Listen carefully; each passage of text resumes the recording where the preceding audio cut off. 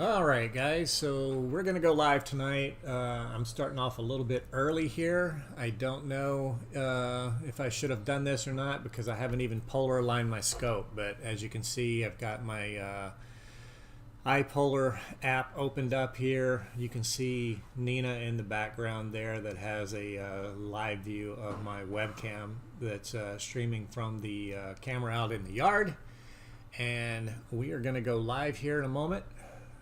Or we are live here, but I am going to be going outside in a moment to actually go do a polar alignment, so you'll be able to see what I'm doing by watching the camera here, and you'll see the movements that I make on the actual app itself. I'm trying to find just a little bit before we get started here. I'm trying to find my live stream here so that I can send a link to a couple of people. There we go. And I'm going to, let's see. Just bear with me here, guys. Like I said, I probably shouldn't have went live early, but I did.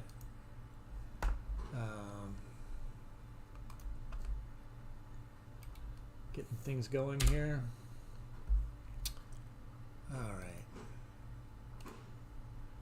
Okay, so as you can see, if anybody's familiar with the iOptron mounts that have the iPolar built into them, this is the first position that's confirmed, so I can sit here and I can confirm first position. Then I'll go down here and I'll rotate the camera 90 degrees here. So you can see the camera moving, or the telescope itself moving outside. And as soon as it stops, it will automatically calculate how far off of north I am. So we'll stop it there. And it is confirmed how far off I am here. So as you can see, here is where the telescope is pointed, and you know, I never can remember, is this where the telescope is pointed and this is where true north is, or vice versa? So what I'm gonna have to do now is I have my tablet loaded up here. I'm gonna bring my tablet outside and set it down next to the mount, and I'm gonna start making adjustments until these 2 points overlap. When they get really close to each other, you will see it enlarge onto this area of the screen, and then once they completely overlap, the red dot will turn green, and that tells me that I've got a good polar alignment. And then I'll be done outside and I'll come back inside. I do have my webcam up outside. I'm not sure if the sound is going to pass through though, but I'll talk you through what I'm doing out there. Maybe you'll hear it, maybe you won't. But anyway, I'm going to step outside now. I'll be right back.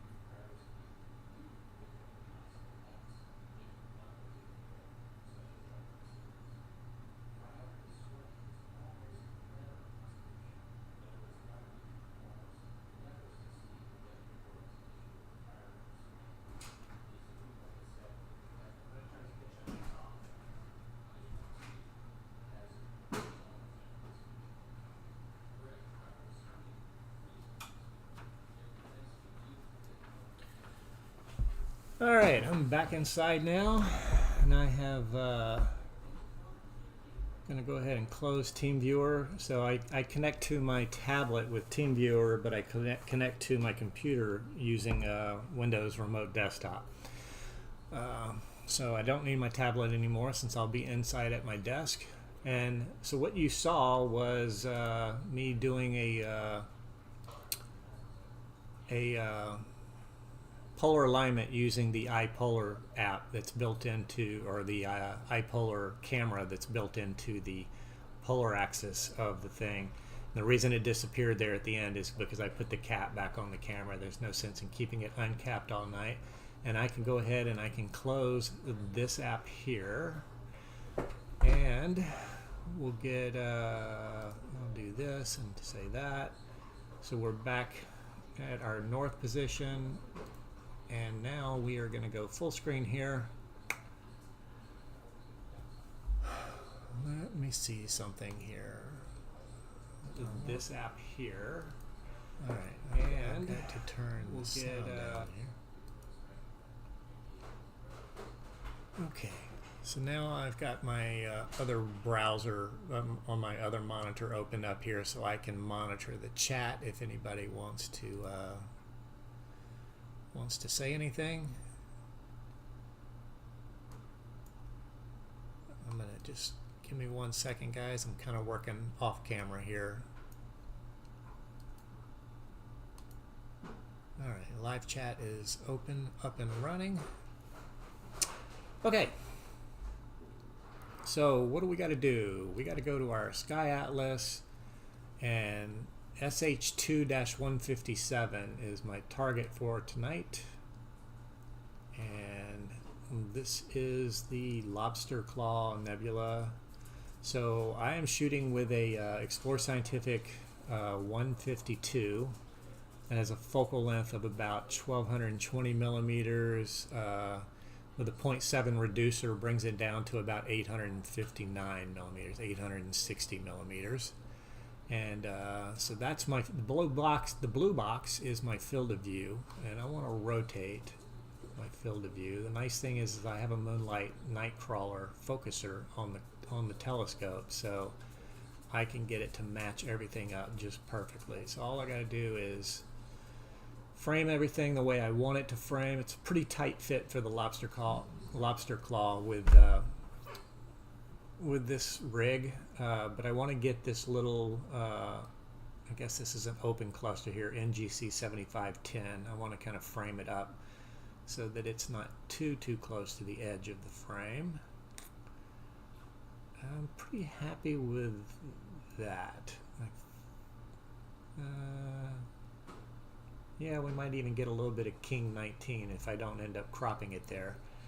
So what you do next is, since I'm going to be only targeting one thing tonight and I'm only going to be using one filter, I am going to tell it to go to the legacy sequencer,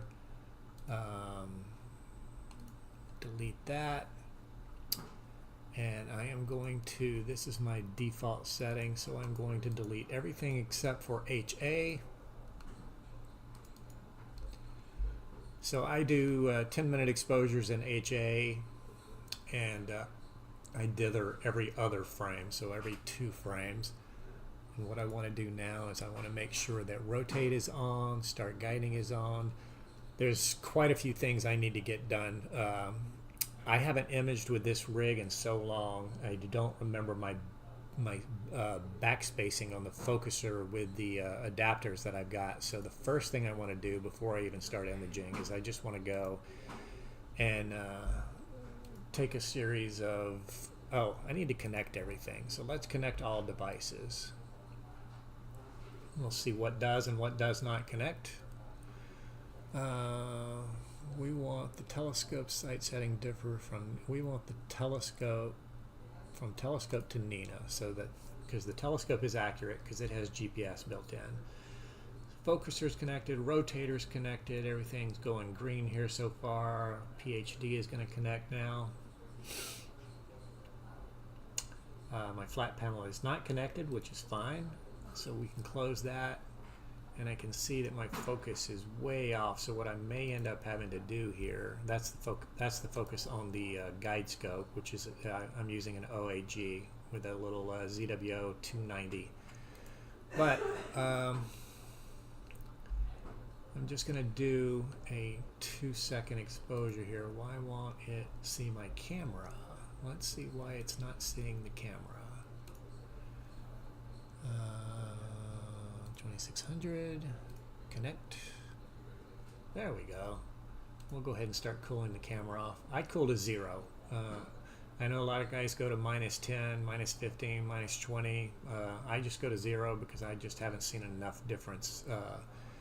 Other than just runs your fan motor much higher percentage all night long. So camera's cooling down. We'll go back to imaging and take a 2-second exposure here. See what we see.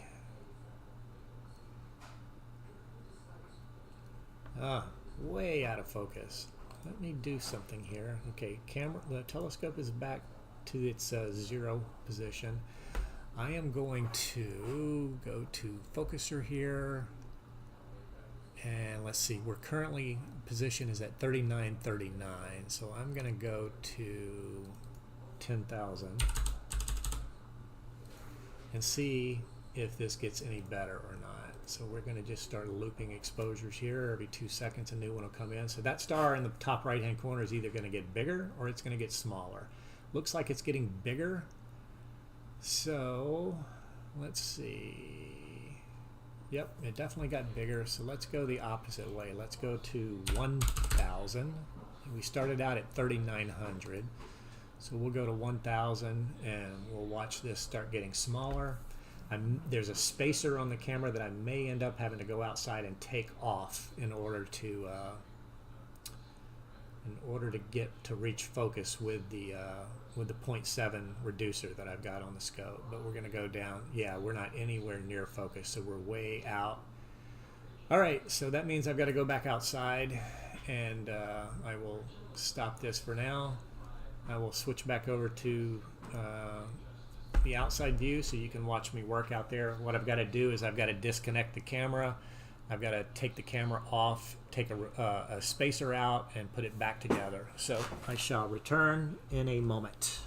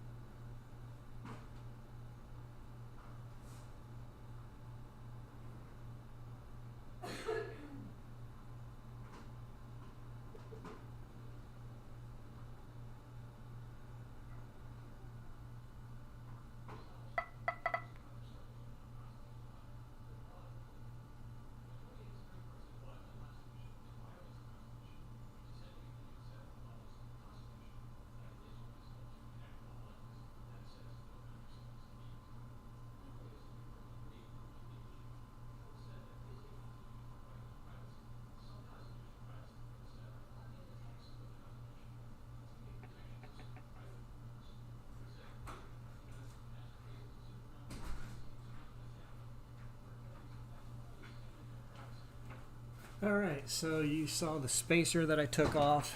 I wasn't sure, it's been so long, like I said, that since I've imaged with this configuration of camera and reducer and telescope, that I wasn't sure if that spacer was needed or not. So let's go back to imaging. We'll go back and connect our camera once again. So disconnect and we'll reconnect. Start cooling once again.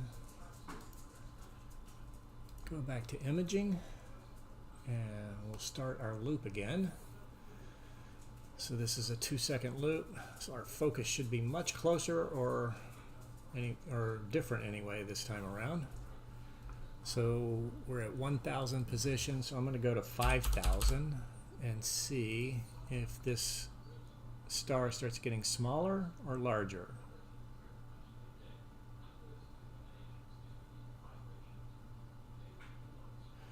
Still getting larger.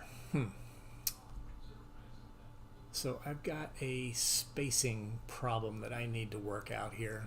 This is why I debated whether or not to go live before getting everything completely set up, because I can't go down to too much further than say 100 and still be able to focus. That's definitely the way to go, though.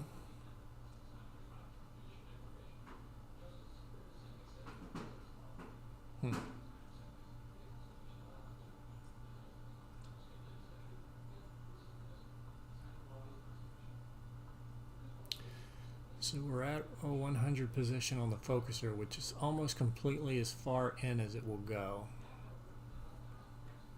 I need to figure out what my focus issue is here. You guys are just going to have to bear with me here while I work through this issue.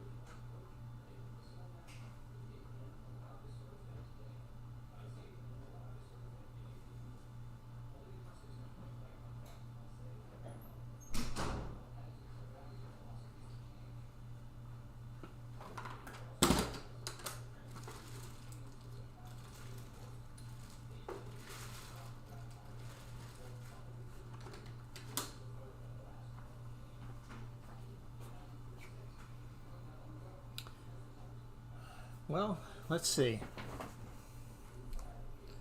So my focuser has a large spacer and a small spacer on it. I took the small spacer off and I still can't reach focus. And I could have swore I've always had to have that large spacer on the focuser, but honestly don't remember when the last time was that I imaged with this combo of reducer and camera. So I think what I'm going to do is I'm going to just try it with the small spacer and switch out, which means I've got to go back outside again. So I'll switch over to the outside view and you guys can watch what's happening outside.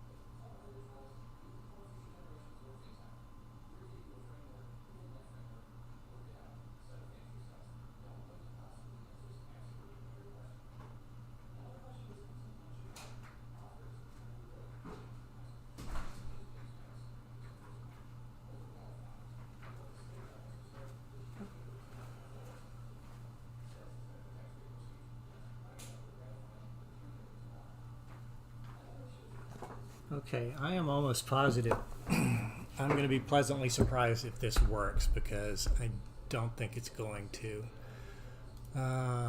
Let's close the camera. Let's reconnect the camera. Got to disconnect it before I reconnect it. I should be shutting it down before I go outside. All right, we'll go back to imaging now. Go back to our camera and set up a 2-second focus. So the focuser is all the way in the end position. You know what?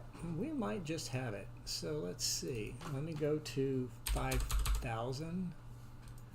See if these stars start getting smaller. If they do, that's a great thing.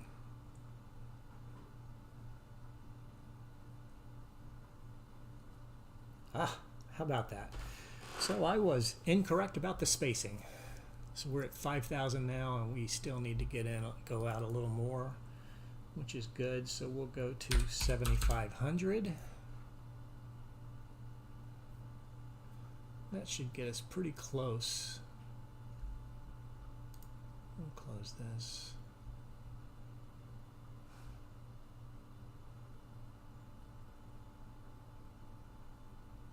Okay, so we're close enough now that I think we could do a autofocus run. So let me stop the loop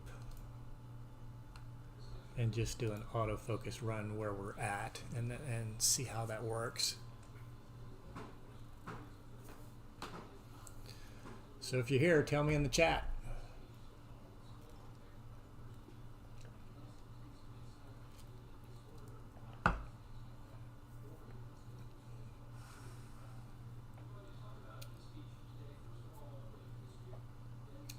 I'm going to have to actually make a physical note on which spacers are required for which reducers and flatteners.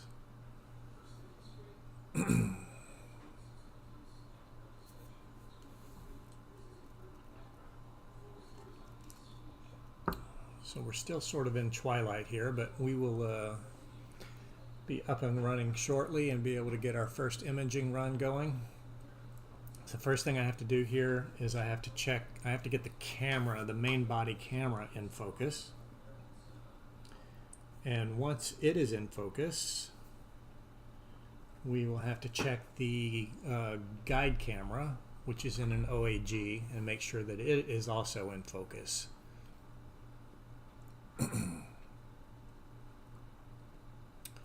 Focusing run should be done shortly here.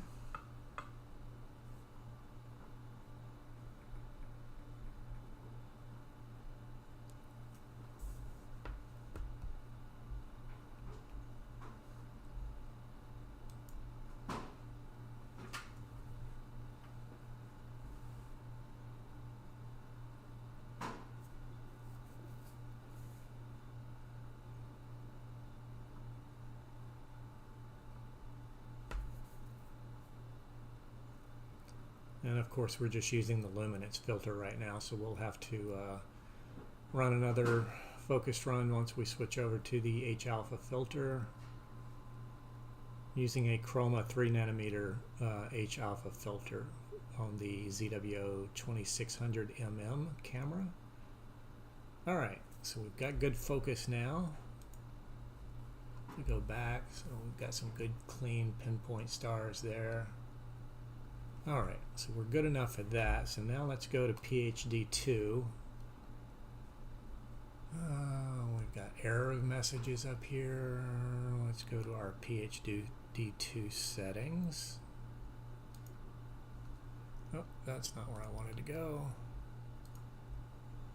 Alright, so we should be connecting to the... I don't want to change cameras. So let's see what's going on here.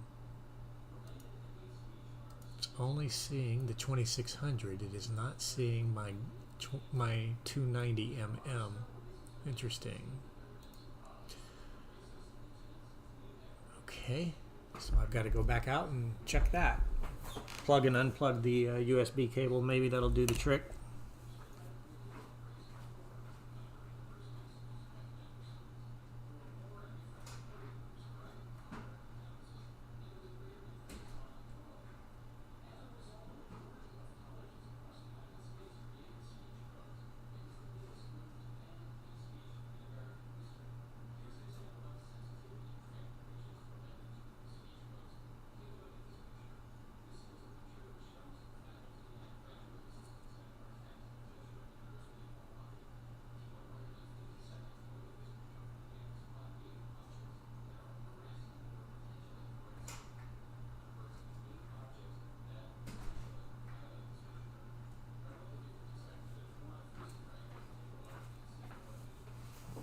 let's see where we're at here now.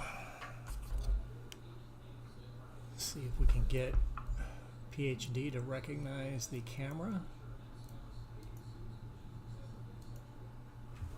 There we go. Now it's seeing the 290.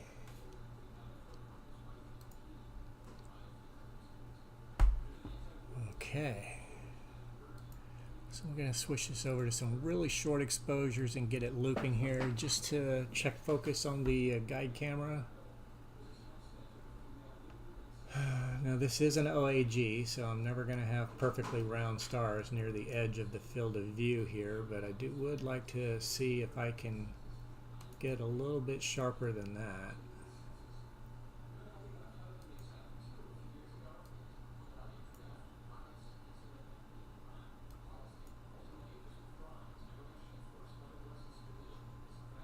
So let's see, we're looping every 2 seconds. So I'm gonna head out there and just try to tweak that focus on the guide camera. I'll be right back.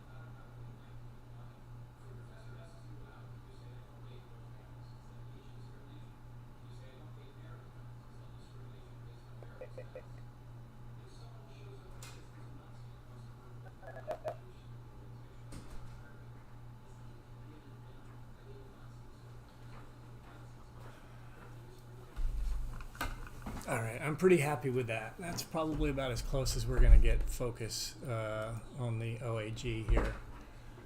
So looks like I might have something on my sensor here. I don't know what that is. I'm not going to worry about it tonight. I don't think it's going to be an issue for guiding.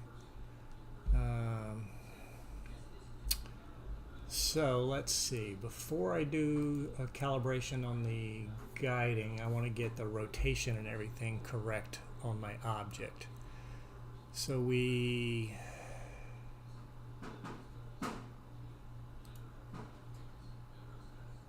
already have everything set up, I believe. Here I should be able to tell it to just go to this object.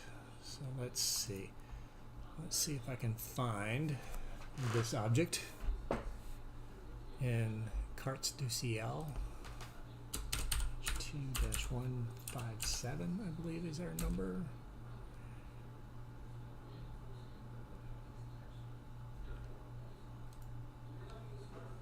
Let's get everything connected here.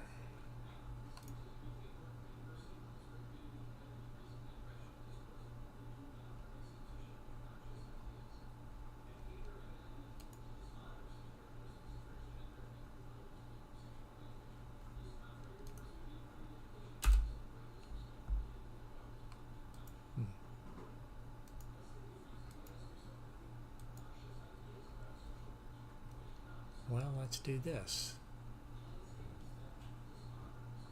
Let's just tell it to go to that star there.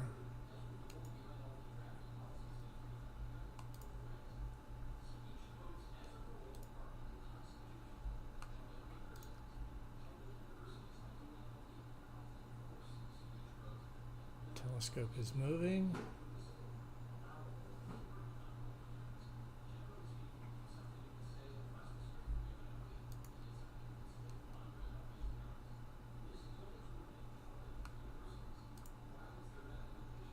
All right. I like to keep this handy just in case on the first move it goes kind of crazy and doesn't go in the right direction. I can stop the mount. It looks like it's in the general ballpark of where it needs to be though. So here's what we're going to do. We're going to go back to our framing and we're going to tell it to slew and center and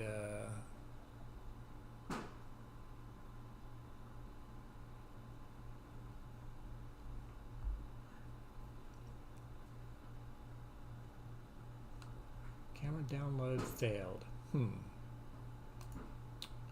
Alright boys, another problem tonight. Let's see what's going on here. Equipment, camera is connected. Let's go to imaging. Oh, maybe I'm still looping. Am I possibly still looping? No, I'm not looping. Let me see if I can just download a single frame here. Yeah, downloaded a single frame, no problems. We're going to turn the sky chart off. We don't need it tonight.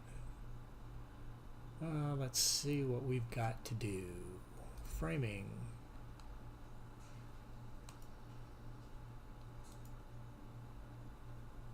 I'm going to see why it's not.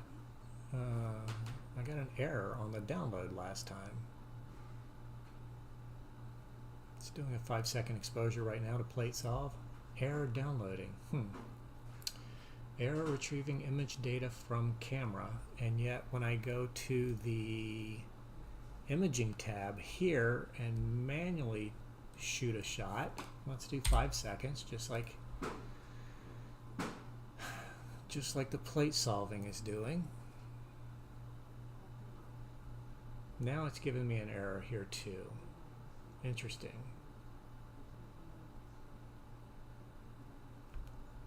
But will it do a 2-second picture? Let's close all this. It's doing a 2-second shot.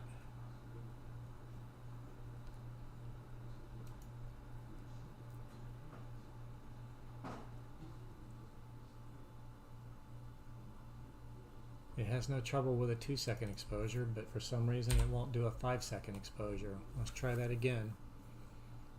I am running Nina 3.0, and this is the first time I've attempted to use it. So, good lord, could we be downgrading to 2.1 or 2.3, whatever the last 2 version of Nina was.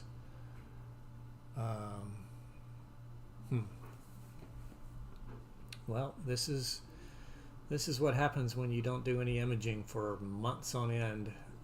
It's been probably 2 months since I've actually set up in the backyard like this and tried to do an image series. I've been really busy with work and just haven't had a chance to get out. I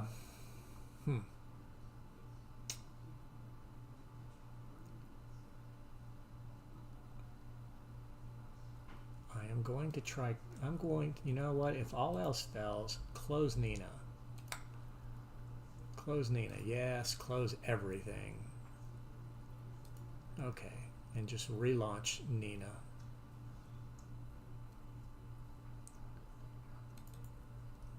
Okay.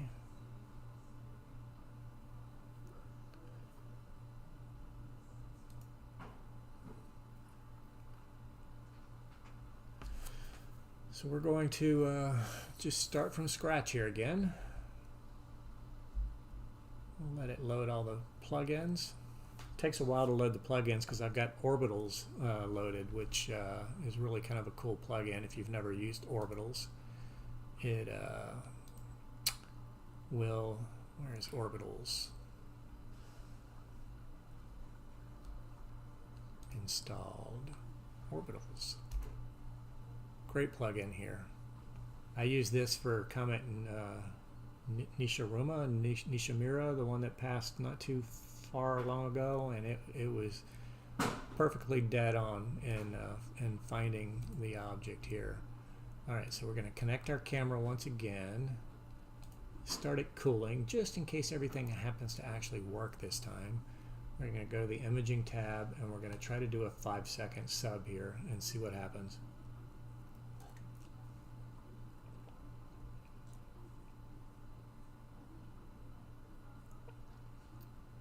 Ah, look at that. 5 seconds worked this time. So maybe I just needed to reboot Nina. So let's go ahead and connect everything else. Connect all devices. So we should see the camera is already connected, filter wheel's connected, telescope is connected, focuser is connected, rotator is connected. It's going to give me an error that my flat panel is not connected, and that's because it's not connected. Did not go for Nina, for PhD. Why not?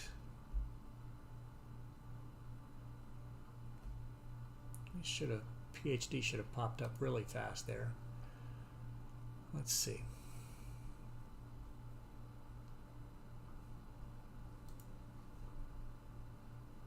I'm going to close PhD, and I'm going to go to equipment and guider and manually connect to PhD.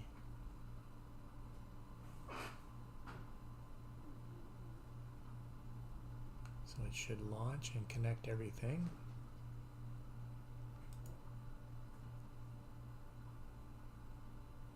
It's not connecting.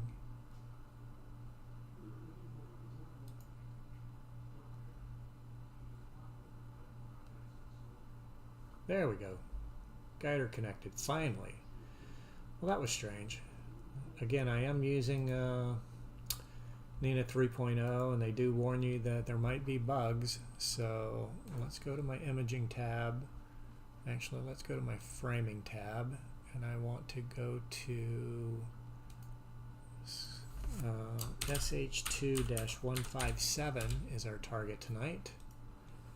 We'll set that for framing. We're going to rotate our rotator.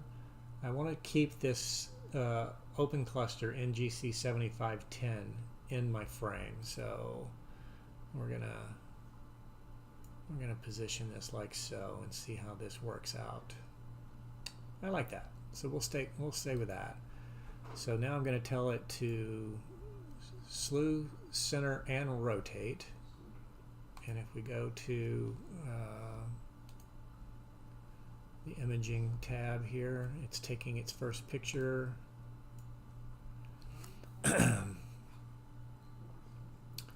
Alright, so it's plate solved, figured out where it's got to go. Now it's rotating, so it's going to rotate, and if we go to, I don't think you're going to be able to see the rotator actually rotating back here, but let's see. It would be really, really tough to see if you could see that the camera is actually physically rotating.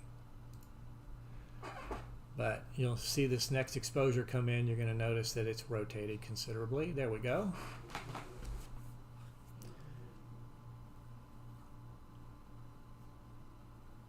So apparently it's in the proper orientation as far as rotation goes now, and it's just doing a slew to get it centered correctly.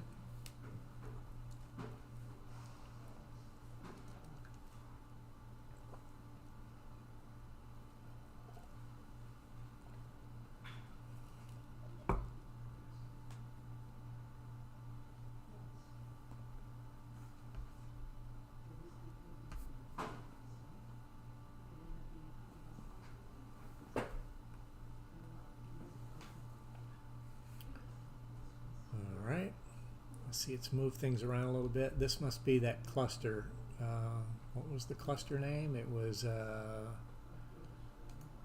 NGC 7510. So that must be this cluster here. And this is that King, I forget what they call this one, King 19, right on the edge of the frame that you can see right there. All right, so we're good to go.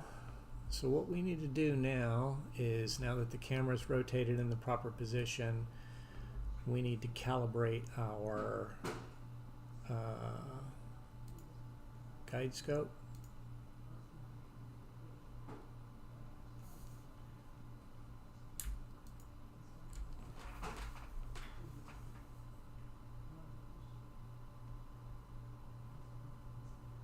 Oh, that's right. I need to go towards the south, towards the meridian and the equator here to, let's see. So if we go back to the telescope, you can see the telescope is now going to point in the proper area where it needs to in order to do a calibration. And you can see the moon is coming up here, so it's going to be pretty bright.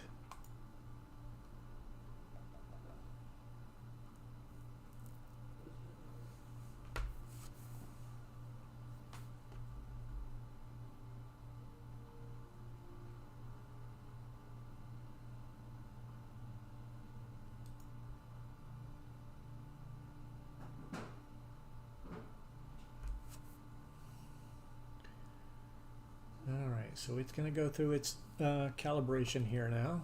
So the camera didn't rotate, but the telescope moved to a different location.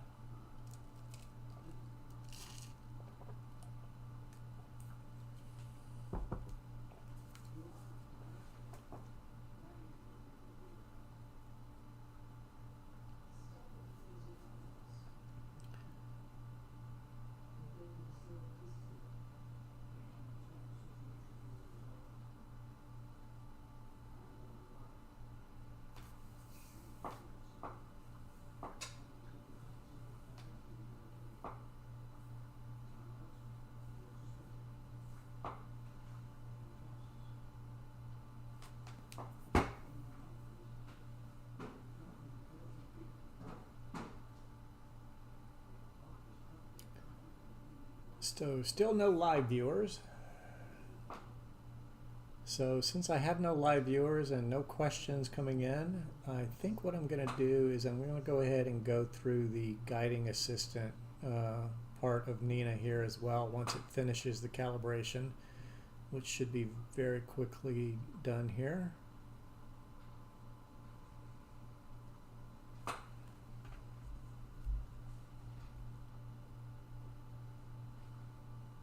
Alright, so we've got guiding going, and I think what I'm going to do is I'm going to go to the guiding assistant. Is that what it's called? Yes, guiding assistant. And tell it to go ahead and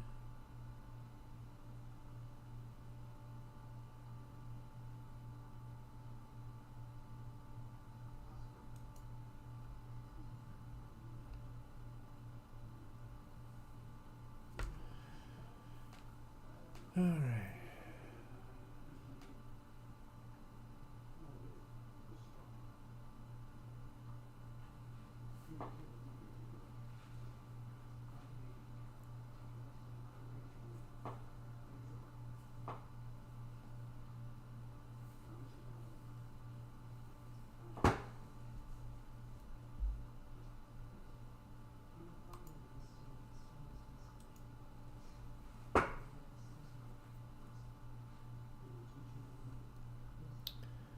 So it recommends 2 minutes, so we're looking at an elapsed time right now of 58 seconds. So we're going to give it the full 2 minutes. In fact, I may just let it go for like 3 or 4 minutes. Nobody's decided to join us here, so I'm just on my own. This is what I would do if I was imaging by myself tonight and I wasn't live streaming. I would actually take the time to go ahead and and do this full guiding assistant probably for like at least 3 minutes.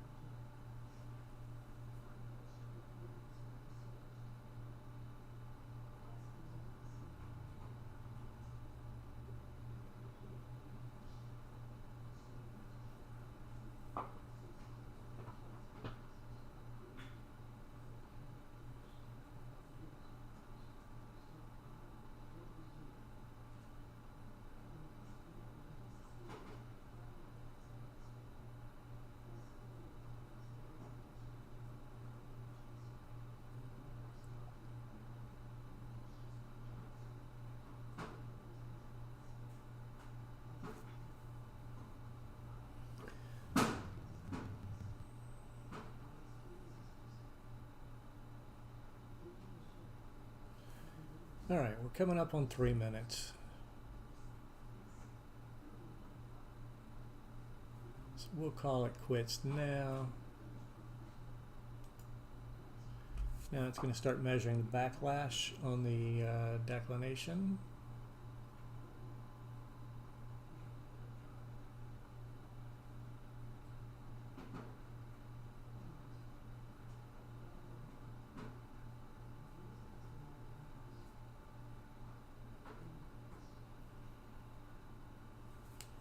This is something that kind of like I'm always curious about. So you saw me do the polar alignment earlier with iPolar, and I got it pretty much dead on, and yet this is telling me that my polar alignment error is 11.2 arc minutes, not seconds, arc minutes, which is to me a huge difference. Which makes me wonder if did I actually bump the polar alignment when I took the camera off to remove that adapter, that spacer, or is the polar scope, the iPolar scope that's mounted in the mount itself, that far off? Because I almost tend to believe the results here in the guiding assistant over the iPolar app. I don't know. Thoughts? Leave a thought in the comments.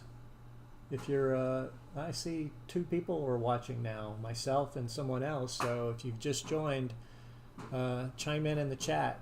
Say hello. If you got any questions, feel free to ask them there. I am monitoring the chat.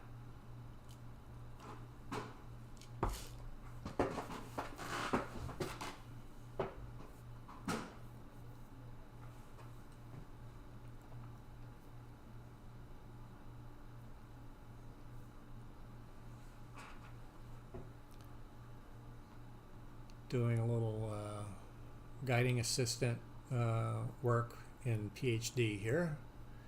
We'll be headed back to our target shortly.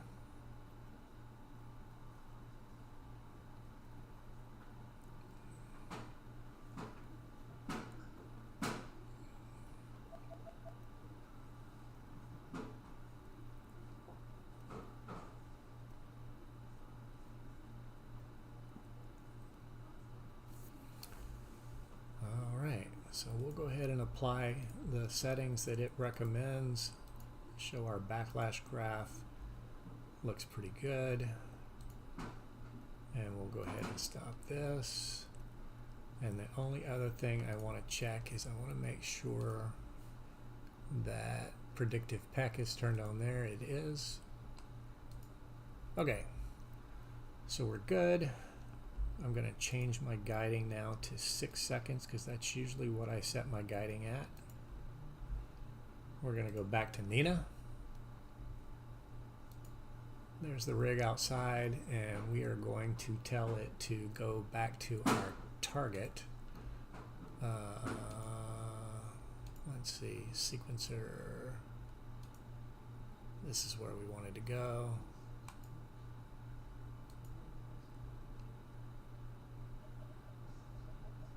So while it's moving, we can actually watch the telescope move here. It's going back to our target, getting away from that bright moon. I see the chat looks like it's or the live stream looks like it's about on a 20-second delay, 20 or 25 seconds actually. All right, so we should have our target coming up here.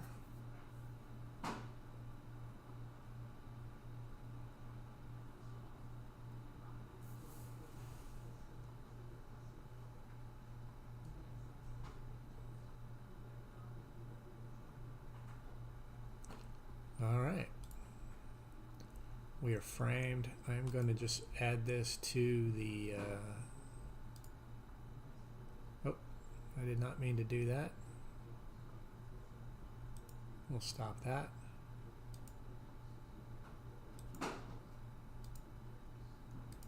There we go. And I am going to do HA only tonight because we have a lovely bright moon out there. So I'm going to delete all these other channels. Make sure this is set to rotate. Yes, it is. Autofocus. Okay, we're good to go. I'm going to change this to 50 just so that I can leave it and not worry about it. Tell it to take off and run. So it's going to start cooling the camera down, and then it will take off and start the sequence. And it should look something like this. Rotated, this corner would be the bottom left corner. This would be the bottom right corner of our frame for our first image that's going to come in. You see I'm doing 600-second exposures with a hydrogen alpha filter. This is a ZWO2600mm camera, and it's a Chroma 3nm hydrogen alpha filter that we're using tonight. So that should cut through all that moonlight and the light pollution that I've got here shooting over from Henderson, Nevada, right, a suburb of Las Vegas. And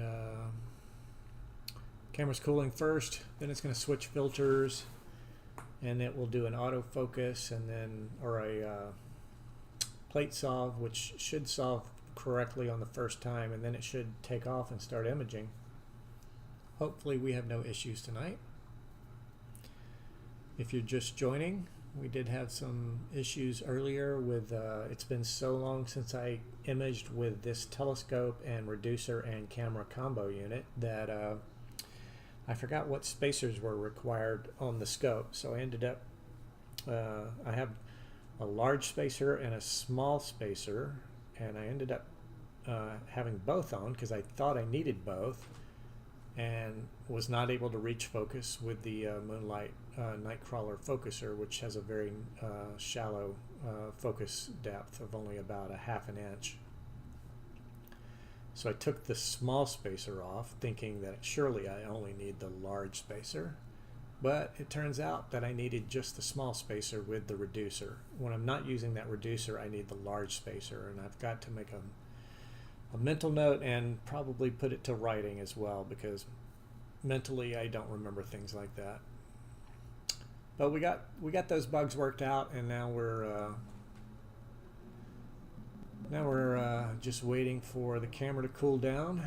I can go over to the equipment tab here and see what the situation is on the camera. So it's cooling down to 0. You can see this is the power. So it's ramped up to about 50% power, and the temperature is already down to, looks like it's down to about 15, headed to 0. Yeah, each one of these lines represent 5 degrees, so we're getting there.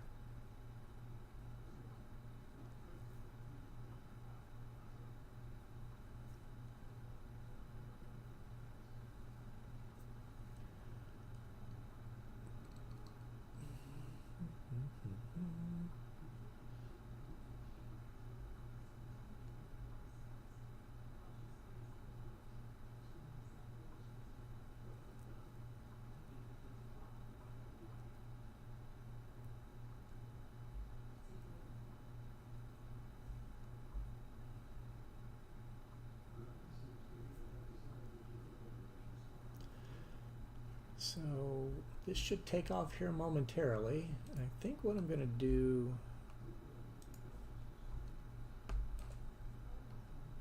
is just get us some background music playing here. Let me see where my background music is.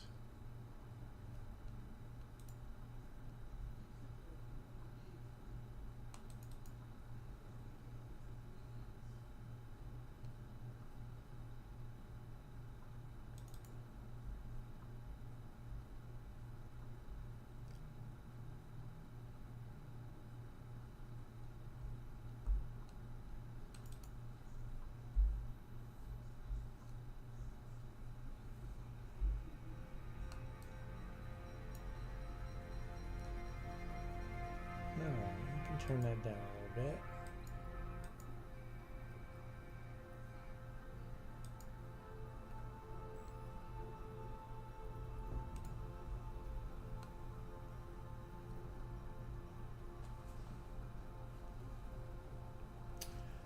So, we're coming along here. We're finally getting ready to start imaging. It's 7:36 local time.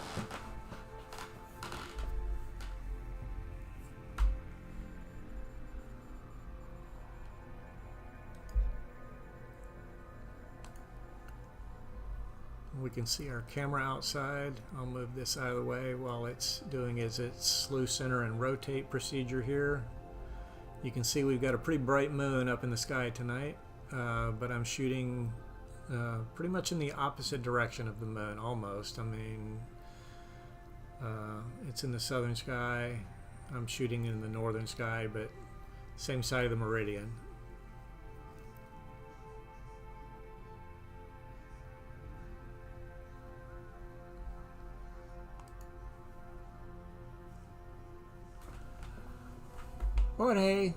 Jorge's here, and someone else. All right. Hey guys, welcome to the stream. I went from having no viewers to having 2 viewers now. Cool. It's 2 more than I expected.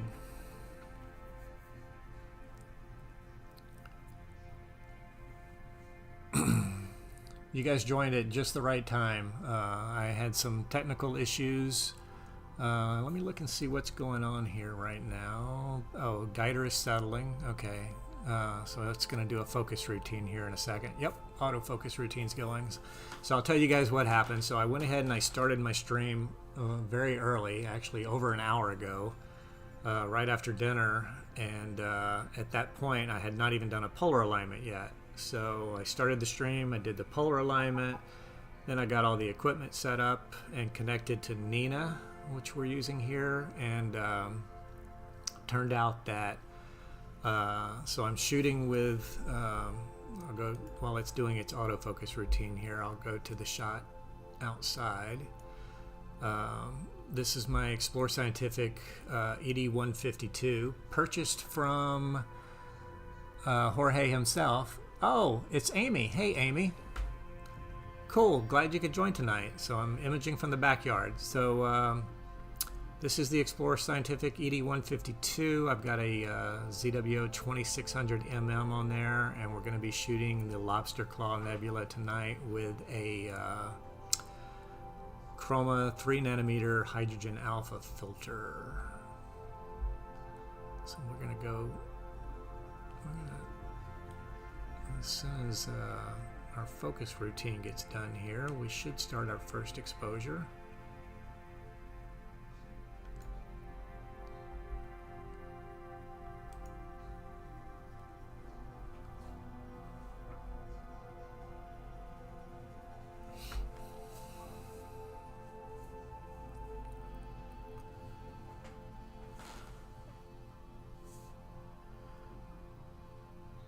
Yeah, if you've got any questions, leave it in the chat, and I'm happy to answer.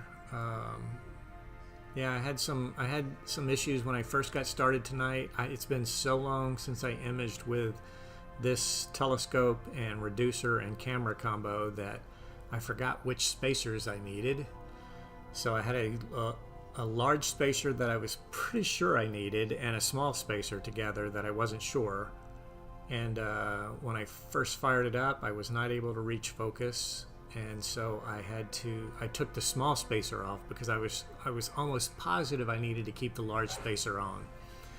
And it turns out even with just the large spacer, it was not enough. So I ended up having to shut down again and put the small spacer on only instead of the large. And as you can see now, we've got good focus. Guider is kicking in right now. You can see the guider's kicking in. And our focus routine, I'm not sure why this went off the board there, because I was able to get a good focus point up here on this side of focus, but I guess it just kind of messed up there. But so the target tonight is the Lobster Claw Nebula, Sh2-157, and it should fill the frame up pretty well. All right, we're off and running. Our first 10-minute exposure is going. So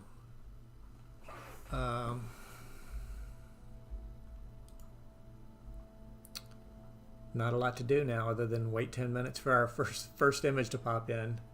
I just wanted to live stream tonight because it's probably been 6 or 9 months since the last time I live streamed, and I wanted to kind of make sure that I knew what I was still doing.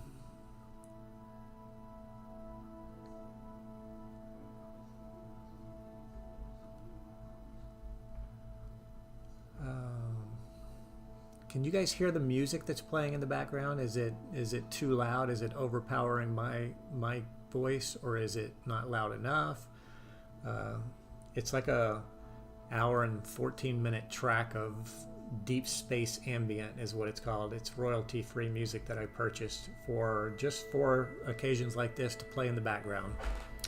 So if you guys could let me know how the background music audio level sounds, I would appreciate that. Oh, it's a really great night to be imaging tonight, except for the doggone moon. I wish it wasn't so bright tonight. Music is good. Music level's good. I got double confirmation from both of my viewers tonight. Excellent, guys.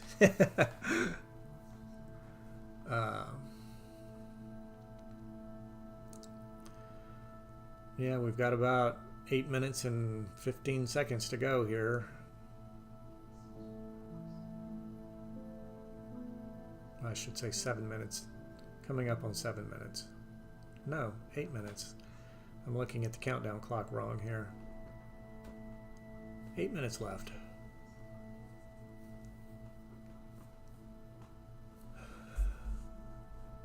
So if you're not familiar with Nina, which I know Jorge probably is, but Amy, if you're not. So this is basically the main Nina imaging interface when you're capturing data. I don't remember. You have done some deep sky stuff or some nighttime stuff, and I don't remember asking you what program you use, whether you use Nina or not.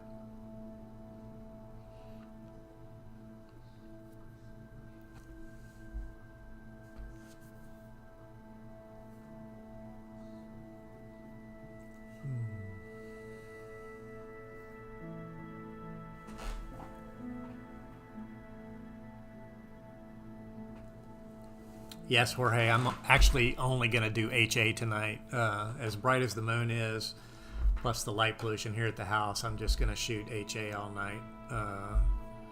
And come back another day for 03 whenever I can get to a dark site, maybe. And then I'll capture the star colors with my color camera.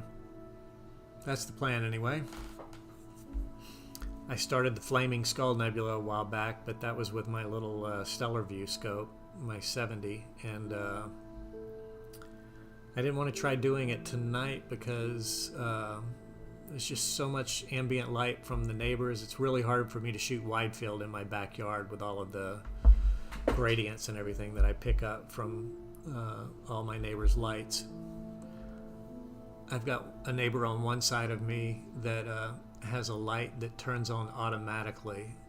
In fact, I can tell by looking at the the camera whether it's on or not. Yes, you can see. No, I think this is moonlight that's lighting up my backyard right now, because the telescope would be brighter, because it's directly behind the camera point of view here if I were to turn it around 180. I don't think his light's on tonight, but it's motion activated, and anytime my dog goes outside or a leaf blows by or whatever, the light comes on and it stays on for like 10 minutes. And then my neighbors on this side that you can see here, they have solar on their roof. These neighbors are great, but they've got two gigantic lights. In fact, you can see one in between the scope and the pier right here. And when they go outside to let their dog out, they turn the lights on, and it's like a prison yard just lit up. I mean, it's like daylight out there. Or hey, that's not the first time that you've mentioned doing a broadcast from a Bortle 1 site. Here's the problem I have with that is that internet connection, for one, to be able to stream, it's got to be pretty good. It would have to be 5G. I don't think we could live stream with 4G. And the other issue is I don't know that my field computer has the horsepower to run the live streaming software in the background while the telescope is also running. I mean, I'm running OBS is the live streaming software that I'm using right now, and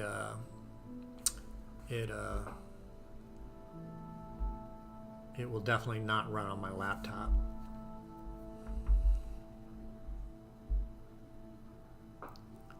But it would be cool to be able to live stream from a dark location. It'd be nice if we could get the hunter dude out there.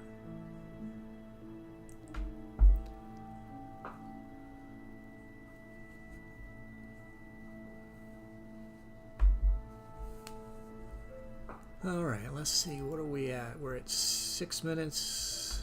Well, we've got a little more than 4 minutes left to go.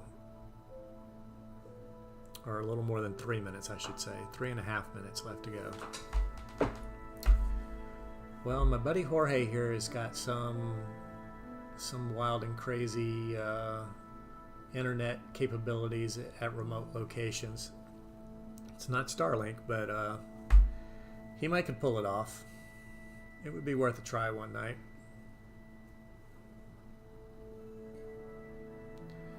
We would just have to go to a dark location that's maybe not quite as dark as a Bortle 1, but maybe go to We Thump and do a little live stream from We Thump if we can find an object in the southern sky to image.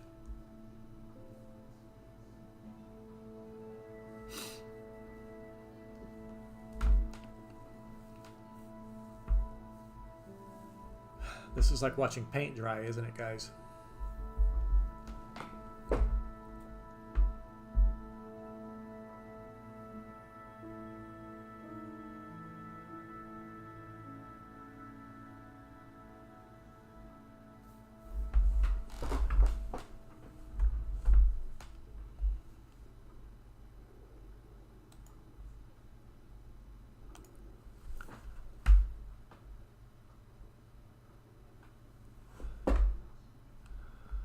So I just looked at the live stream on a full screen monitor here so I could see. It looks like the live stream is 22 seconds behind real time.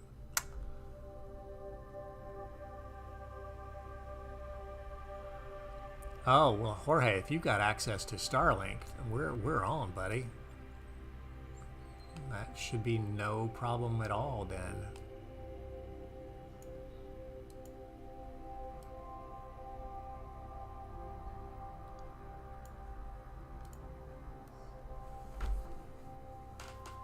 "90 seconds, guys."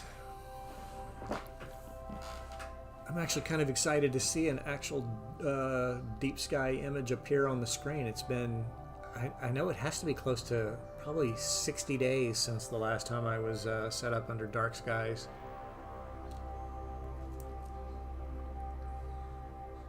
Possibly even longer than that.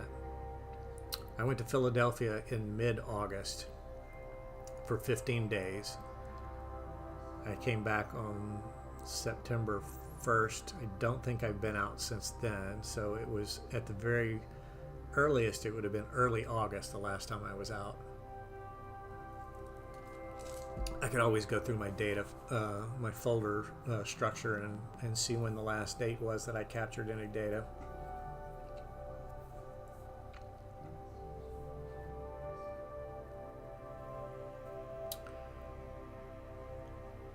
So yeah, so the live stream is about 22 seconds delayed. So when you ask a question, give me time to read it and then respond. And so you're looking at probably a 30-second delay before you get an answer from me. I've got it on a secondary monitor. It's just outside my field of view, but I do see it out of the corner of my eye when a new comment pops up. All right, here we go. Coming up on first 10-minute exposure. So let's see this bad boy download. There we go. There's 10 minutes on the Lobster Claw. That's a really bright spot there in the center. That's got to have a special designation all on its own. This little hot spot right here. This was I forget what the NGC number was on this. Let's go to framing. It is NGC 7510. NGC 7510 is this little open cluster here, and then this one is called King 19. King 19? Was it 19? Yeah, King 19, just off to the edge of the frame there.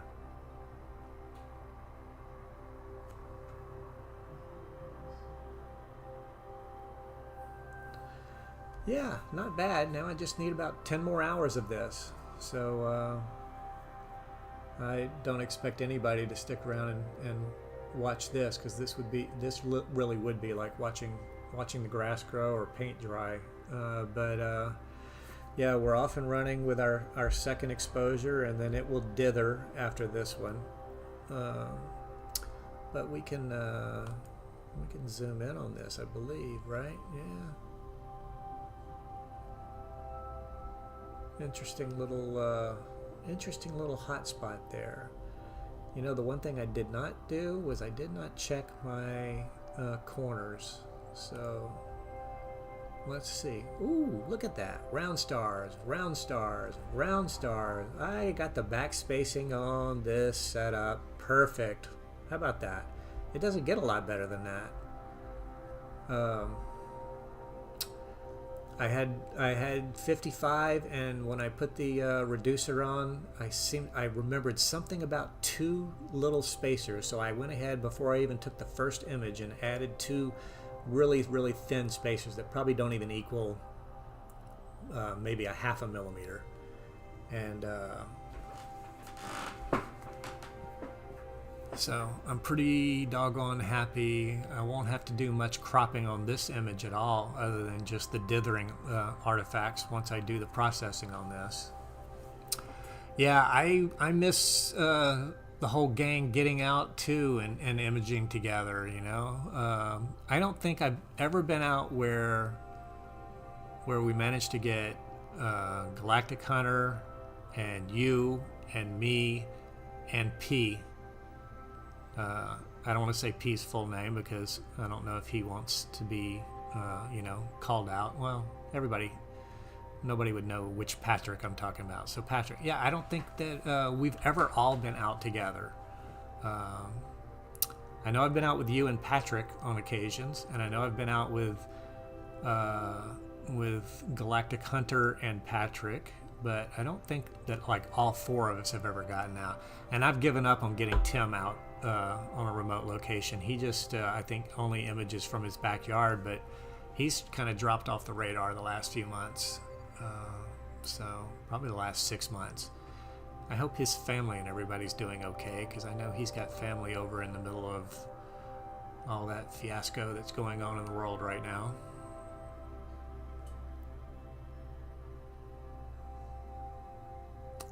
Man, I got to go back and look at this again. I'm really happy with that. Look at those stars. How about that? Perfect round stars in all four corners.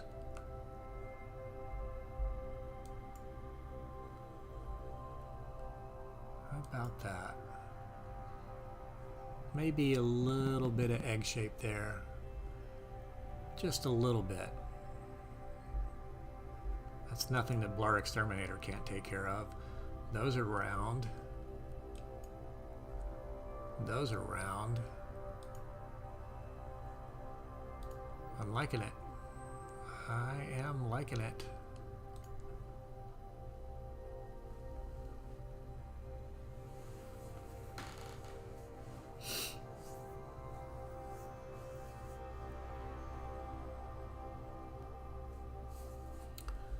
You know, I've got to, let's see, how can I get a browser up on my other monitor?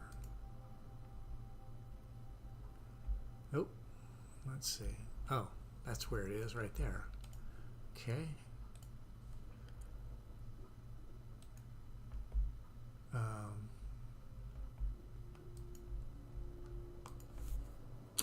Sh2-157. I want to Google some pictures of this because I really don't remember. Yeah, that little hotspot sure is there. Huh.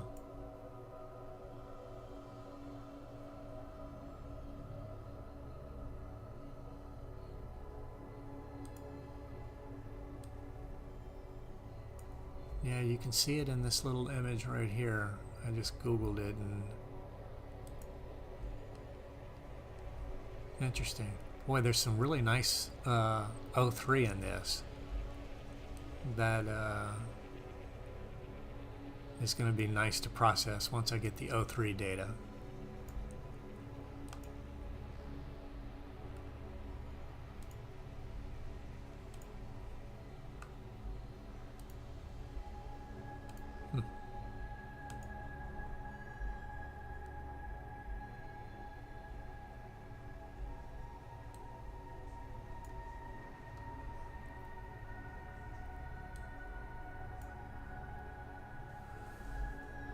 Yeah, I'm very happy, Jorge, with the setup right now. It's you know, I have those. I have two reducers. I have this 0.7 3-inch reducer, which was the reducer that I had that I got with the my older Explore Scientific scope, the 127. And then when I bought this current telescope, the 152, from you. I got the TS Optics the 1.0x flattener, and that's the flattener that I've used for a huge majority of my imaging with this scope. I've only imaged a couple of times using the 0.7 reducer on this, and now that I see how great it works, it's there's hardly any vignetting too. If you notice, the edges are perfectly well illuminated. Boy, this is a really great combo. I'm pretty happy with this rig.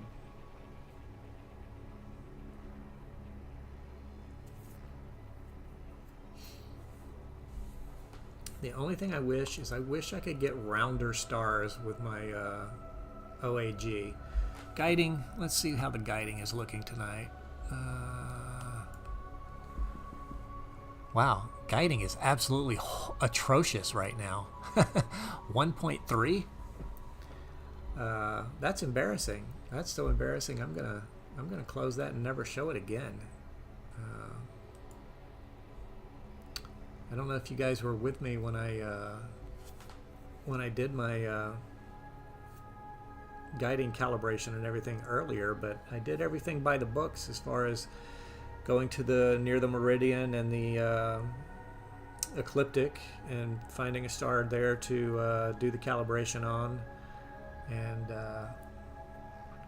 not exactly sure, but you know, my stars, this is hydrogen alpha anyway though, so I'm thinking I'm going to have a little bit of flexibility here because these stars are going to go bye-bye anyway. The night that I hook up my color camera up to get the stars, I'll hope that my guiding is a little better, but I know I know guiding matters even on the nebulosity here, especially for these very distinct structures that we've got in certain places. You know, like this little wall right here. And I don't know. We've got about 50 seconds before the next sub comes in, which I'm hoping is going to look exactly like this sub. And then I can just multiply it about 30 times tonight.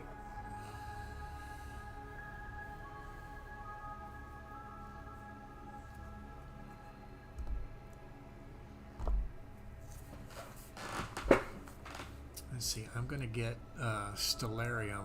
I'm going to see just how long this target is going to be high enough in above the horizon for me to shoot tonight.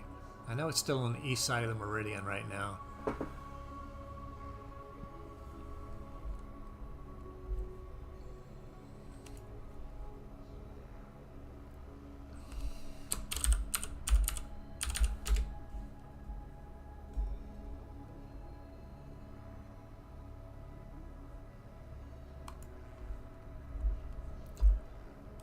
Alright,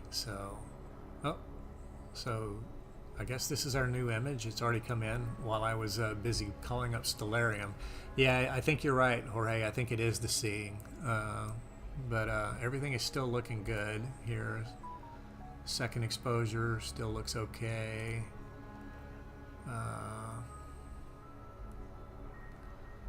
And we're off and running again on exposure number 3. So here is Stellarium. Let me make this full screen. That's our target.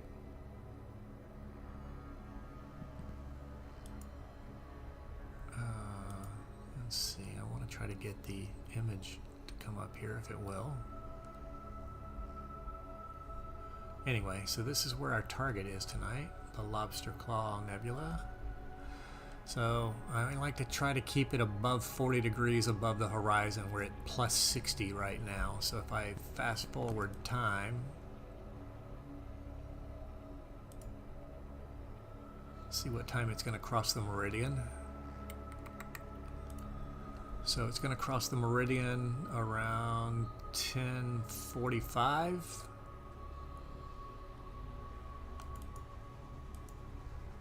And if I want to keep it about 40 degrees or higher above the horizon, I can image until, let's see,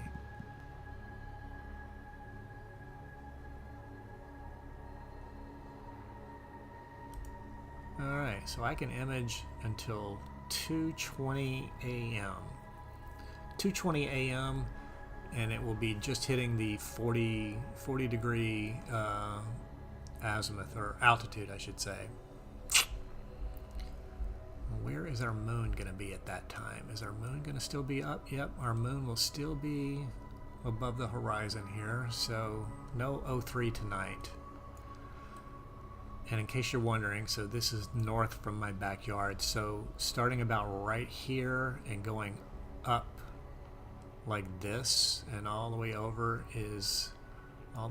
to this direction here is pretty much the light bubble of the strip area downtown. In fact, right about here, between a little closer to northwest than west, is where I see the beam of light going up from the Luxor. So in relation to my yard, that's kind of where we're at. I do have actually landscape, home. Oh, here's my backyard.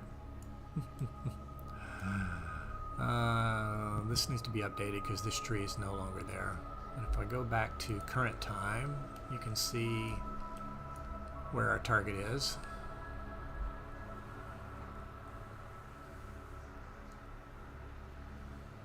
Oh, you know what, Jorge? You are absolutely correct. It can live stack from a file. So I may actually do that. How about, oh, look at you. Look at you. Reminding me about something I could be doing. So let me get rid of, oh, I was going to show you Vegas. So yeah, so this is my neighbor's houses, and the Luxor light comes up like right just to the right of the edge of their roof, up to about here in the sky at night.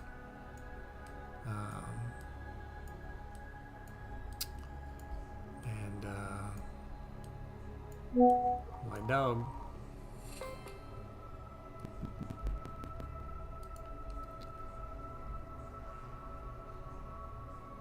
Brandon is updating pictures.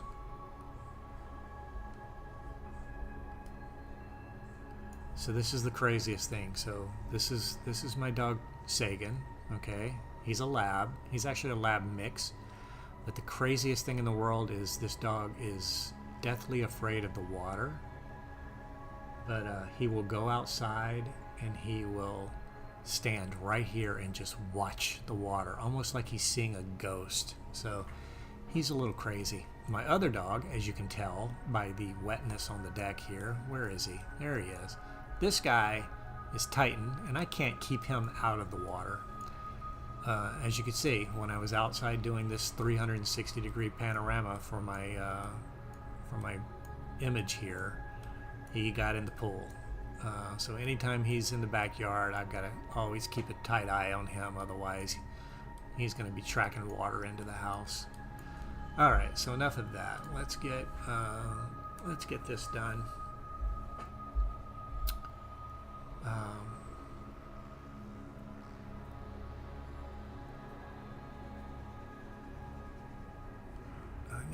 I need to check something here, guys. Imaging tab, what folder? It did go to current captures on the E drive. Okay. So if I go to the E drive and go to current captures, there's my two images.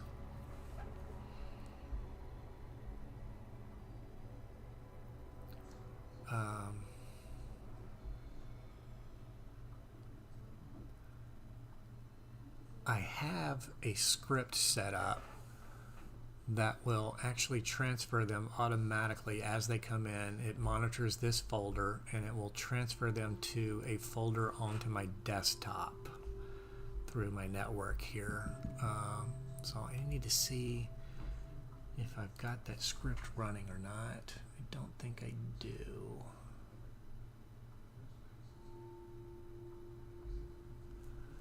I'm trying to remember how to manually start that script.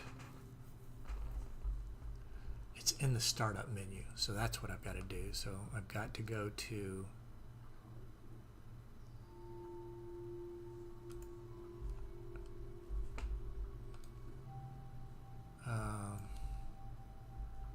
let's see, C.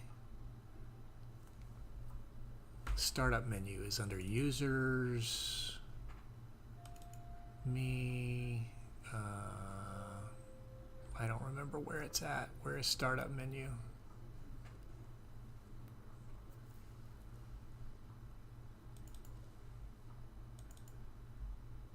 No. All right, well, here's what I'm going to do. Is I'm going to go over to my other monitor here, open up a window.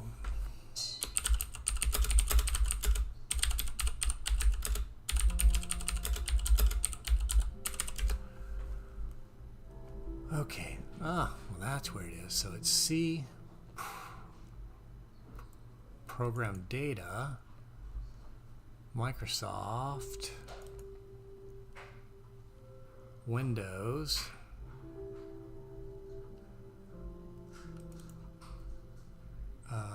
start menu, programs, and startup. That's the folder I was looking for. So there should be a script. What? How is it telling me there's not a... That's bizarre. There should be a script in here that tells me that will just automatically transfer the files to my computer.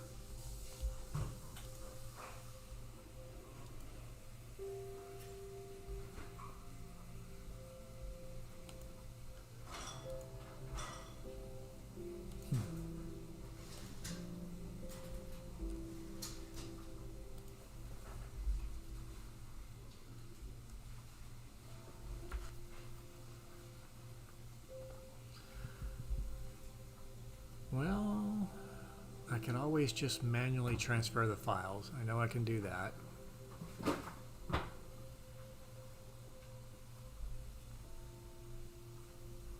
So here's what I'm going to do. I need to minimize this. I need to open up a... Okay, so now I've got that going. I'm working off the multiple monitors here, so I'm off to the side. Current captures.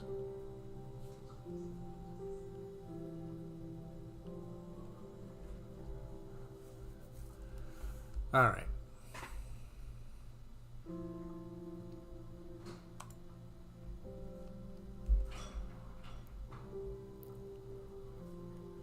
So, let's see. We're about 20 seconds away from our third image coming through. So here's what I'm going to do is I'm going to wait, and then I'll copy these 3 files over to my desktop. And we'll see if we can do I'm pretty sure I have SharpCap loaded on my desktop because I was playing around with it one day, doing some testing for the solar eclipse.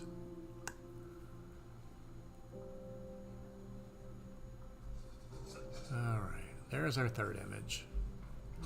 So now we should have 3 files in here. It's writing the last one. There we go. Copy. We'll go to this. We'll go to 2023. Current captures. And I am going to make a new folder here called Sh2-157, and I'll paste these files here. Yeah, there we go. So now I get them on my desktop, and then we can fool around with them.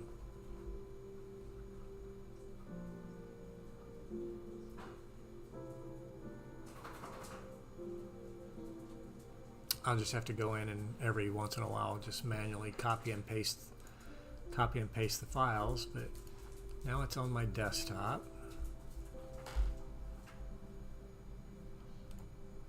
Now I need to look and see if I do indeed have SharpCap.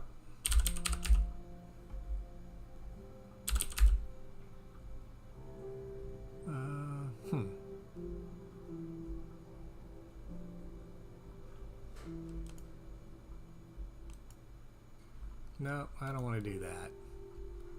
Well, I don't have SharpCap on my desktop, I guess.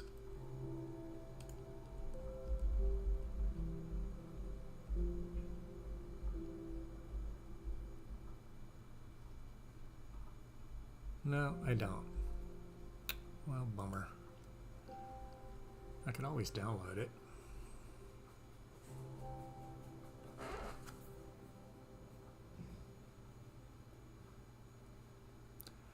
Yeah, I've got a, I forget what this keyboard is called, Amy. It's a Logitech keyboard, but it is incredibly noisy. My wife can hear it sitting on the couch in the other room whenever I'm typing away. It's not a quiet keyboard at all. I forget what the keys are. I like a very tactile, responsive keyboard that, like the keys push back on you. They're like, I think they're called red keys or something, but yeah, it is very noisy, and the microphone is setting on my desk right above it, so unfortunately it does make a tad bit of noise. I don't think I'm going to try to do any live stacking here tonight. I think I'm just going to, well, if I'm going to do that, I've got to download SharpCap.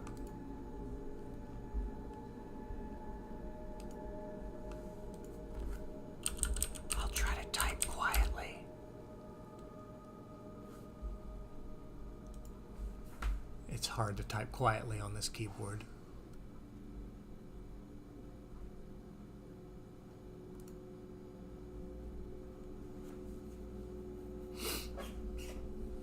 All right, we're downloading SharpCap.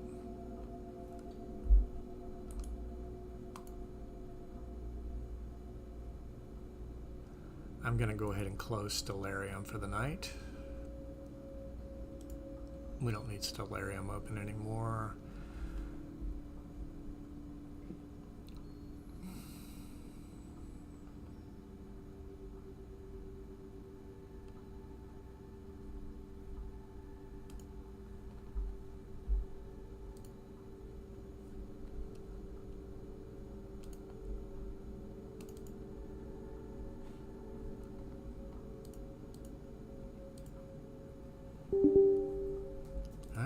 yes, I'm going to install SharpCap in the background.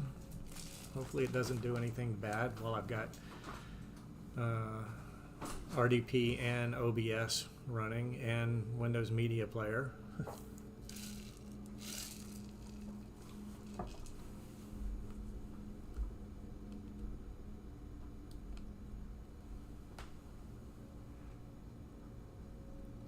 Yeah, I have a license. I didn't realize that they offered a lifetime license because I've been paying to get it renewed every year. I mean, it's only like what, $15 or $18, but I would be happy to pay for a lifetime license. I'll have to look into that.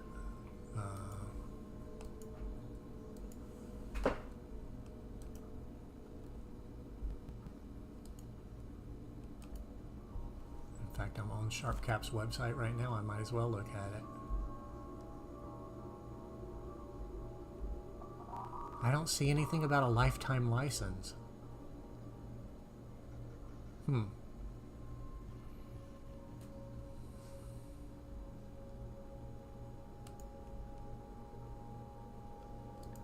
I only see just buy a license, which I believe is just for 1 year.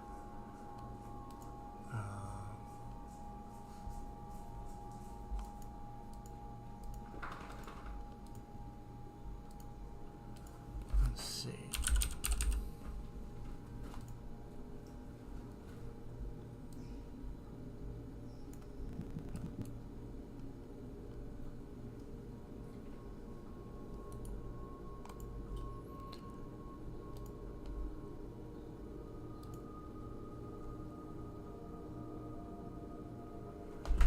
It comes up occasionally. Huh, okay, well, I will have to keep an eye out for that. Okay, I'm launching SharpCap. Yes, yes, yes. And I've got to,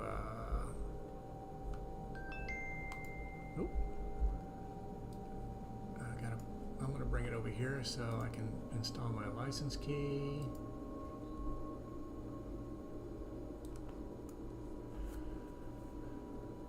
All right.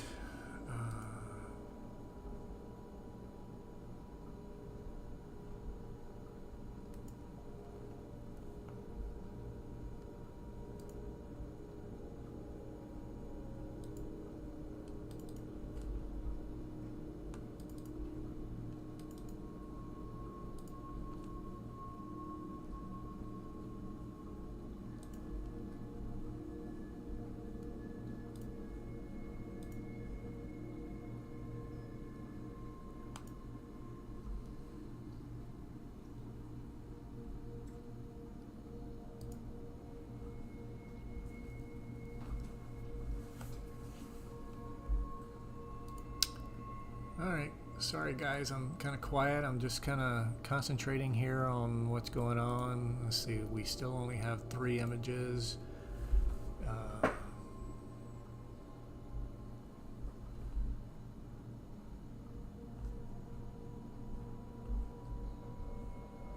So, let's see.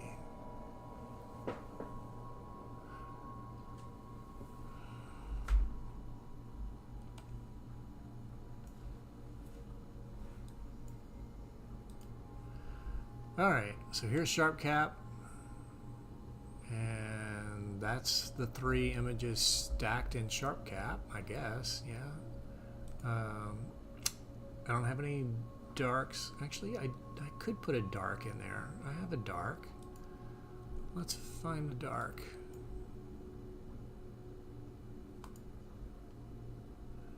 This is the 2600 mm from 623.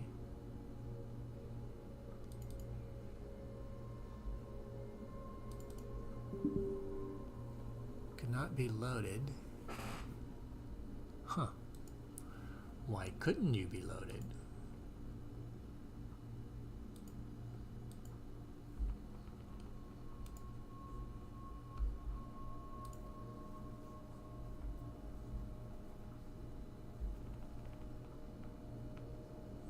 2600mm.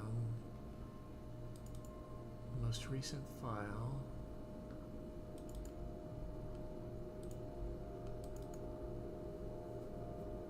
The 600-second exposures. It's not letting me load that. Interesting.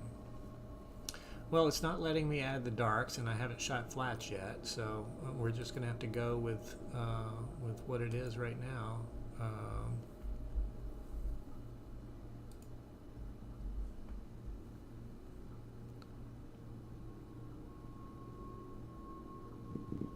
Oh, that's live stacking, so I'm doing a folder stack, which is what I've got set up here.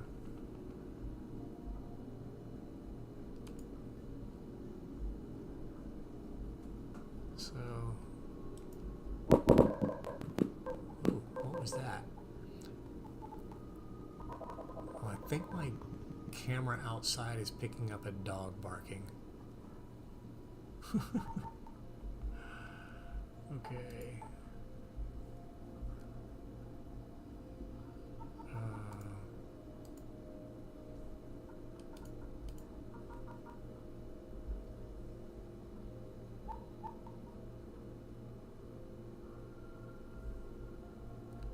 Alright, so we should have our fourth image in now. So let me go to the drive once again.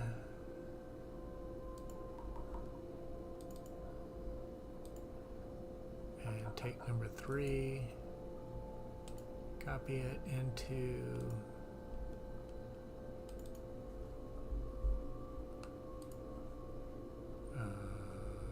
this folder.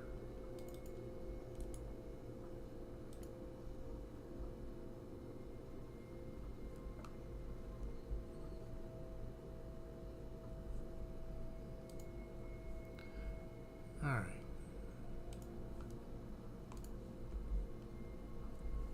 So yes, so it has stacked all 4 images. I'm trying to remember, how do I zoom in on this? Can I zoom in? Oh, right there, of course.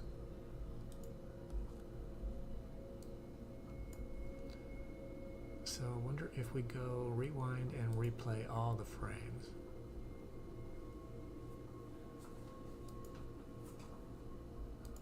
Let's go back to the beginning.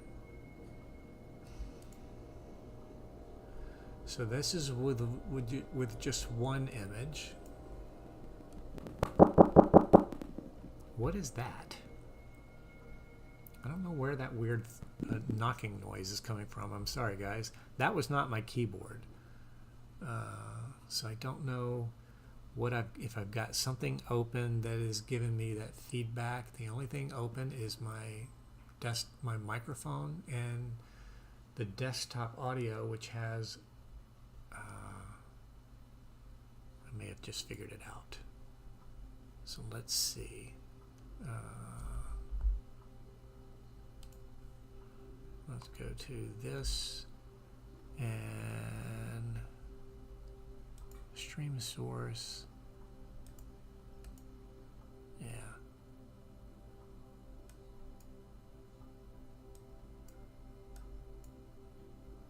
There we go. So I think it was picking up audio off of the camera outside.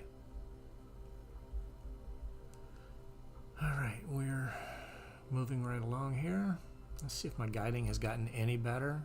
No, that's miserable. That's horrible. Hide. All right, so let's go back to SharpCap. All right, so this was the first exposure.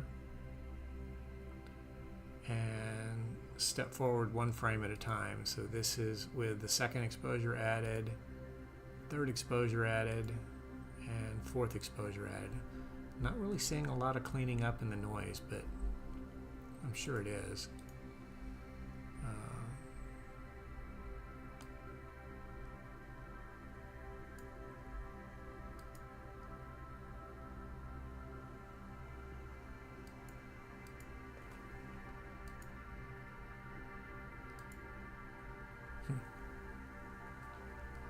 You know, I've seen this folder stack done. So one of the YouTubers has done it, but this is actually the first time I've tried doing it. So, Jorge, I'm glad you mentioned it.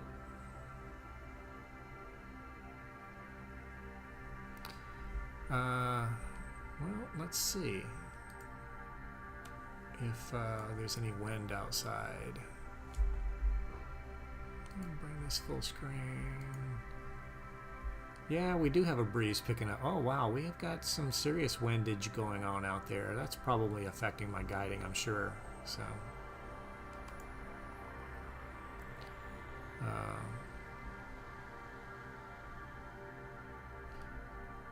and you know what? That wind may have been what I heard. It was the wind picking up on the microphone on the camera, the little Wise Cam that I have outside of my yard. So, yeah, that's probably what it was.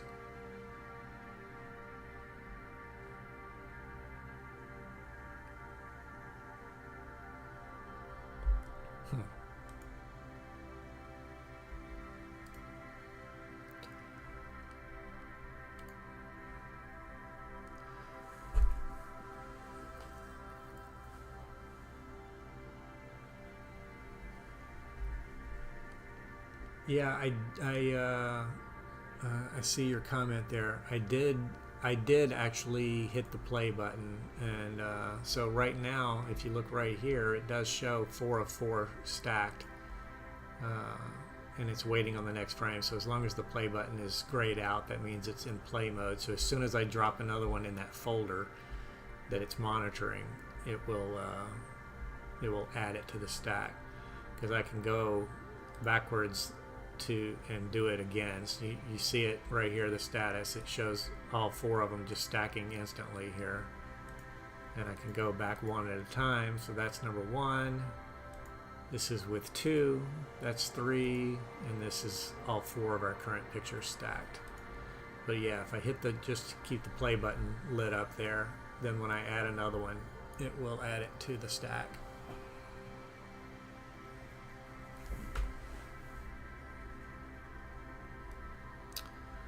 So we're still about 4.5 minutes away from our next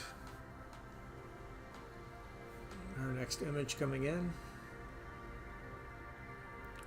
But if you remember earlier, I was talking about a startup script that I have. So on my Nuke, which is mounted on the computer outside, on the telescope outside, I always record my files to the same location. I have a folder, I have a separate drive. It's the E drive, and I put a folder on there that's called current images, or current whatever I call it. What do I call it? Current captures.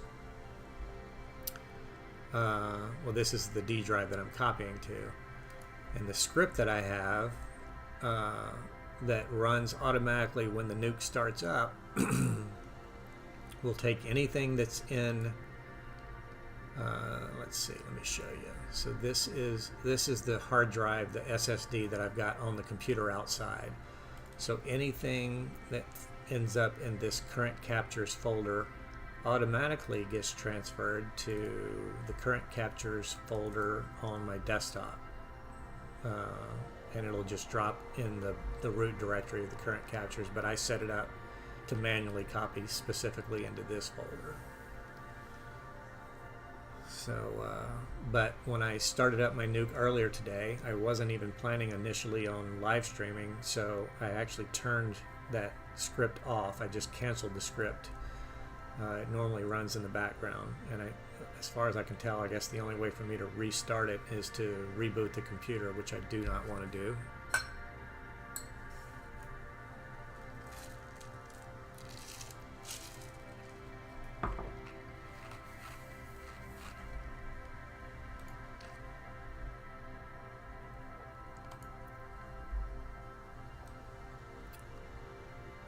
Lots of interesting details in this target, though. I don't think I've ever imaged this target. I may have done it with the little. I'm trying to remember if I did it with my little Stellarium 70, and because the Bubble Nebula is like off in this direction, I believe, or maybe it's off in this direction. And I may have captured a bit of the lobster claw, but I've never imaged it directly, trying to capture just it. So if we go to Framing Assistant once again, yeah, you can see the bubble nebula is like right up here. So on my actual image, it's down here somewhere, just outside the field of view. Can't quite get it with this focal length, but I do believe it fits in nicely with the I think my other scope is 340 millimeter focal length. This is 660, so a little too tight, but a little more detail on the lobster itself. There's so many targets that I've shot in the past that I want to reshoot, because I feel like not only my imaging standards have gotten better, but I think my image processing has gotten better. You know, it's progress for everyone, so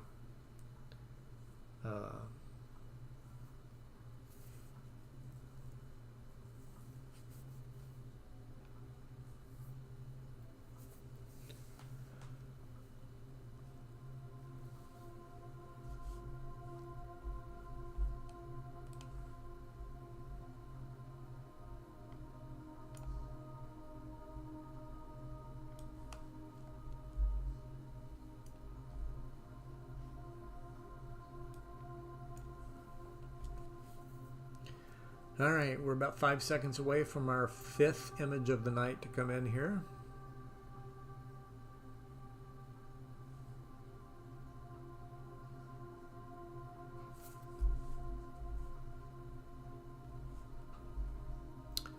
So before I copy that over, one thing I like to do every once in a while, you can manually call up your images here in Nina.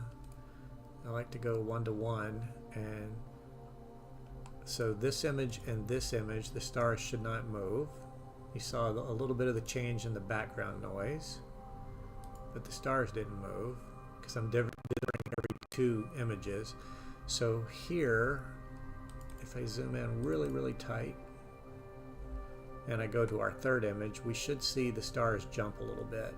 Yep, and that's the dither. So 4th image, no jump, right? 5th image, a jump again, and it jumped, and you saw it went down, and then this time it went this way. So I think the stars will eventually like make a little circle about like so as it dithers.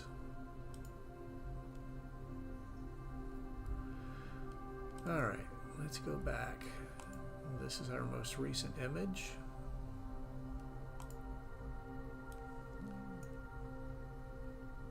And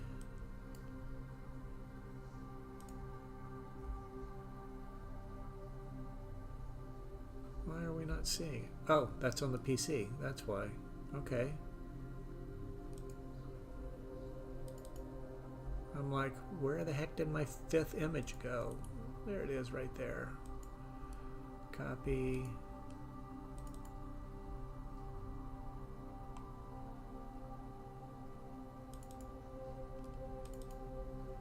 I just need to open up 2 folders here.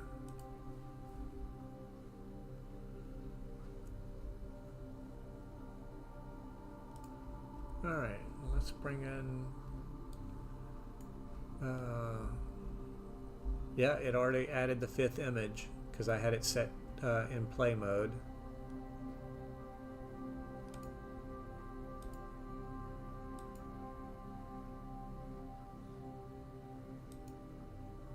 All right, so here's our first image.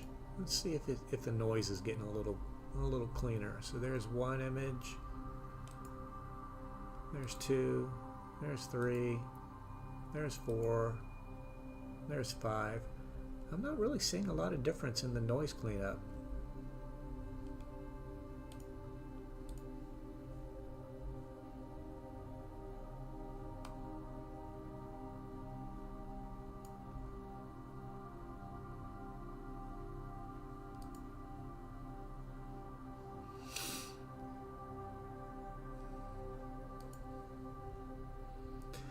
SharpCap has really come a long way in the last couple of years since Robin, I believe Robin retired from his regular job and he's devoted full-time to SharpCap now. I believe I read that somewhere, or I heard that somewhere. So there's all kinds of cool features in the latest versions of SharpCap with the scripts and all kinds of different tools and everything that he's coming up with.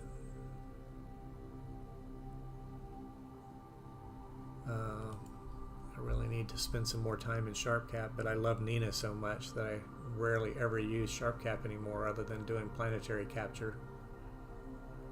And I know you guys love fire capture, but SharpCap just always seems to do the trick for me.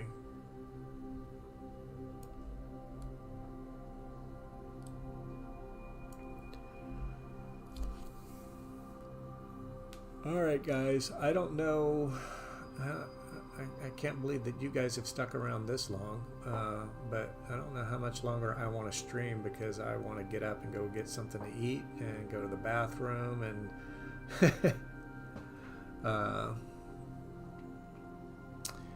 and as I said earlier, this was more just a opportunity for me to test out OBS and Nina and make sure everything was working good and I could actually get online and actually live stream again, since I haven't live streamed in about 6 months. And I think I'm gonna sign off, unless I'm gonna give you guys about a minute, because it's gonna take 20 minutes before you hear this. I'm gonna give you guys about a minute if you have any more questions, or otherwise I'm going to call it a night. You're very welcome, Amy. There will come a time in the future where I will be live streaming much more often than I am now, but until then, that's kind of why I wanted to do this, was just kind of get used to doing it again.